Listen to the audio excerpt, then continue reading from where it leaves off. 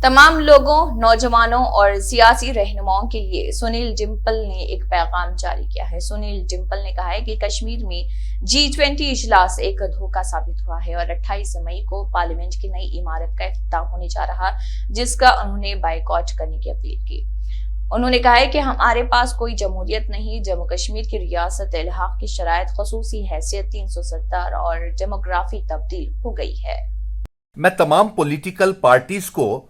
और जम्मू कश्मीर की 1 करोड़ 30 लाख अवाम और 30 लाख बेरोजगार नौजवानों की तरफ से तमाम राजनीतिक दलों को यह पैगाम भेज रहा हूं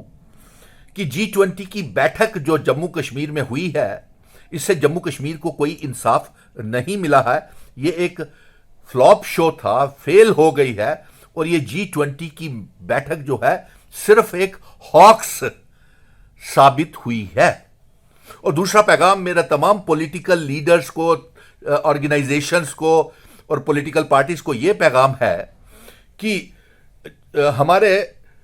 पार्लियामेंट का नई बिल्डिंग का इनागुरेशन, उद्घाटन 28 मई को होने जा रहा है और मैं तमाम पॉलिटिकल पार्टीज को, जम्मू कश्मीर की और पूरे देश की पॉलिटिकल पार्टीज को कहूंगा कि इस नई बिल्डिंग के उद्घाटन का बाइकआउट, बहिष्कार करें। क्योंकि सबसे बड़ी बात तो यह है कि यह उद्घाटन 28 मई को सावरकर के जन्म दिवस के ऊपर किया जा रहा है, जिसने अंग्रेजों की हुकूमत के आगे माफीनामा लिखा था और माफी मांग करके भारत के विरोध एक मुखबर का काम किया था उसके जन्मदिन को, और उसको मनाने के लिए इसका उद्घाटन 28 मई को सावरकर के जन्मदिन के मौके के ऊपर किया जा रहा है। क्या यह उद्घाटन हमारे 15 अगस्त को नहीं हो सकता था, स्वतंत्रता दिवस के मौके के ऊपर? क्या 2 अक्टूबर महात्मा गांधी जी के जन्मदिन के ऊपर, या भगत सिंह, राजगुरु, सुखदेव, नेताजी सुभाष चंद्र बोस, क्या हमारे स्वतंत्रता सेनानियों के जन्म दिवस के ऊपर नहीं हो सकता था क्या यह उद्घाटन?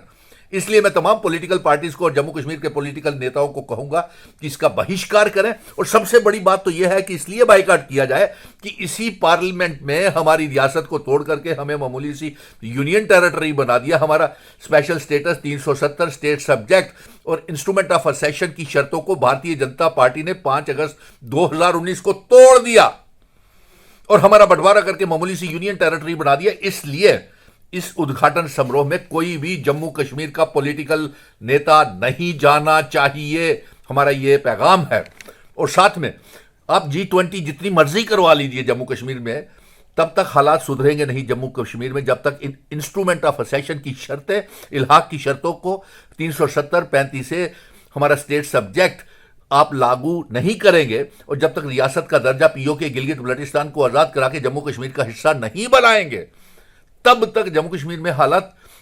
सामान्य नहीं हो सकते हैं। इसलिए मेरा यही पैगाम है कि G20 एक फ्लॉप शो है और उद्घाटन, 2 ही मुद्दे सरगर्म हैं। एक तो G20 की बैठक को लेकर के जो कश्मीर में हो रही है, और दूसरा हमारे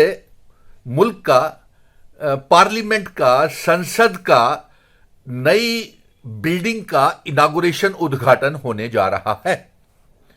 और अफसोस की बात यह है कि G20 की बैठक कश्मीर में हुई, संपन्न हो गई, पूरी हो गई, और मैं ये जानने का प्रयास कर रहा था कि इसकी हमें आखिर अचीवमेंट क्या हुई है, क्या उपलब्धि हुई G20 की बैठक जम्मू कश्मीर में करवाने से, हमें क्या मिला है? जम्मू कश्मीर की 1 करोड़ 30 लाख अवाम और 30 लाख बेरोजगार नौजवानों को इसका क्या फायदा हुआ है? और बड़ा छानने के बाद गूगल, तमाम सरकारी बयानों को और जो भी देखने के बाद मुझे कुछ नजर में नहीं आया। ये एक असफल, फेल, फ्लॉप शो G20 और एक हॉक्स साबित हुआ है। और सबसे बड़ी बात तो यह है कि हम लेफ्टिनेंट गवर्नर मनोज सिन्हा साहब से और भारत की सरकार से ये जानना चाहते हैं कि कितने मुल्कों के प्राइम मिनिस्टर्स